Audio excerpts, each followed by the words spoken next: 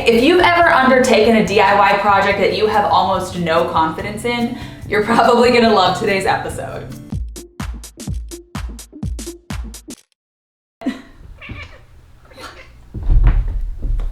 Okay.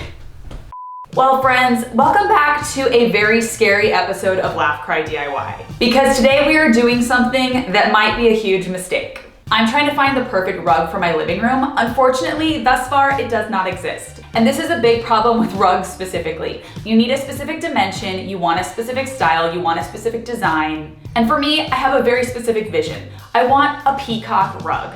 And I finally did find one. Unfortunately, 50% of the rug is my mortal enemy, which is the color gray. Let me show you what I mean.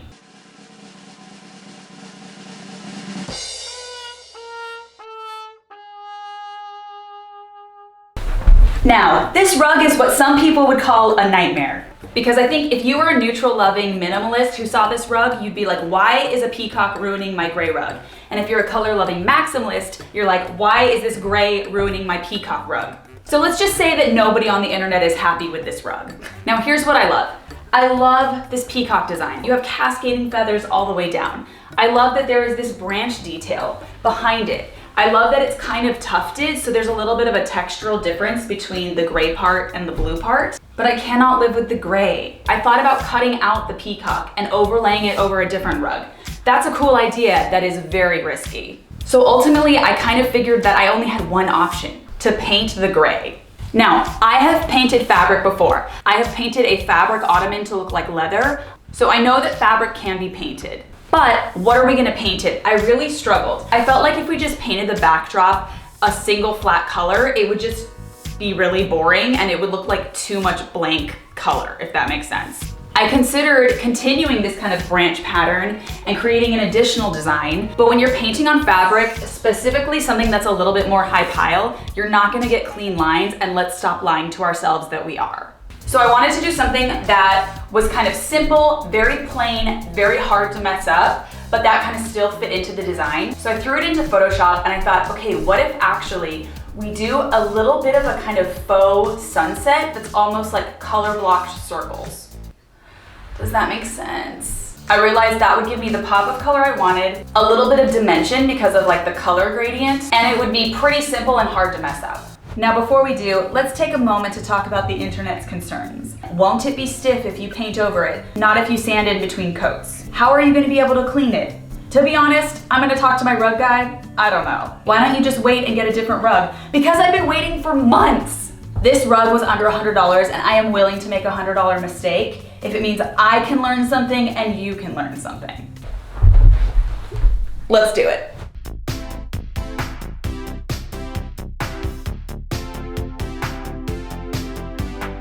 All right, to do this, we're gonna use a few things. We're gonna use regular house paint, we're gonna use fabric softener, add a little water into it. I'm gonna do a 50-50 solution of paint to fabric softener. And I'm using a spray bottle because you're gonna spray it to keep it damp and paint and like push the paint mixture into the fibers. I actually want to do a coat of white first. One, to see how the rug actually takes the paint. Two, to kind of block it out and then go back over it. This is disgusting and it smells like floral fields. Okay, we're basically to the texture of like whole milk. Do a little mix and mix. And I'm just gonna start by dampening the rug in the areas I'm going. Oh, so scary.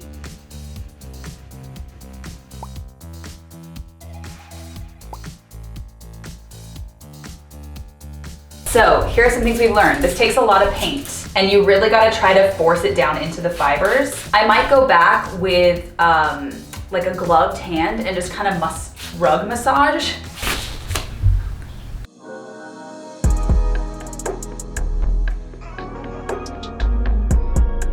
It's weird. One thing I will say is that even if the texture dries a little bit stiff, that's okay because it'll actually make the peacock part seem even more like tufted.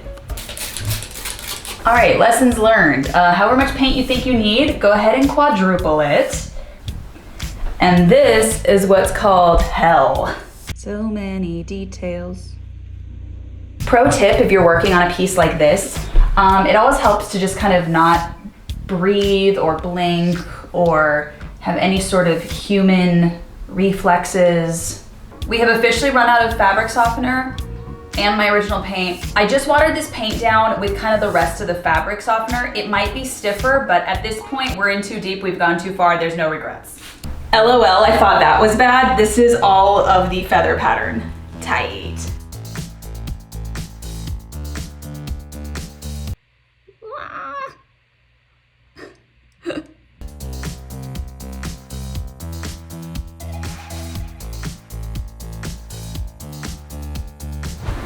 Okay, new day. It has dried. Took a little longer than I wanted to dry. Overall, the color has lightened. I could do another layer of white, but frankly, I don't want to. It lightened enough, and I actually did some color test patches, and I think that the color I want to put on will work fine. This also isn't going to be perfect either way, so we're just going with what we have. I'm going to go in and sand everything down. Yes, this is going to pull fibers out of the rug. This is an experiment, okay? It's not perfection.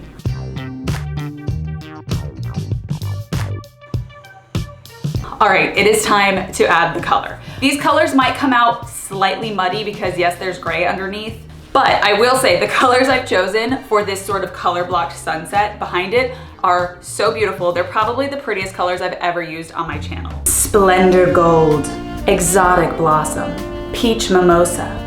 So the formula I'm gonna use for these paint colors is a third fabric softener, a third water, a third paint. One, that will dilute the colors a little bit. Two, it'll give me a nice runny consistency to make sure it actually seeps into the fibers. Three, these are all things I'm telling myself. Now I do want my color blocks to be somewhat even, so I just have a little piece of chalk and I'm kind of lightly sketching out where I want the segments to go so that we can like get the shape and get the vibe.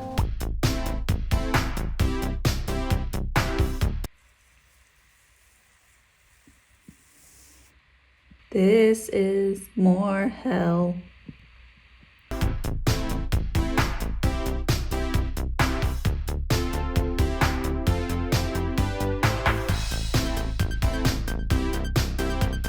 Back to more hell.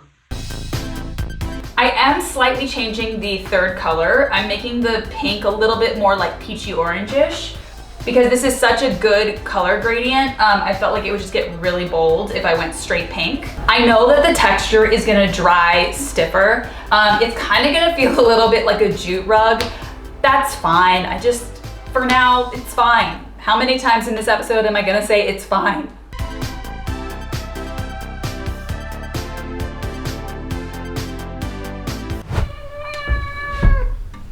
All right, you guys, the rug is dry. She is bold, she is beautiful. She came out better than I thought. And as we know, I had very low expectations. So here is your official reveal.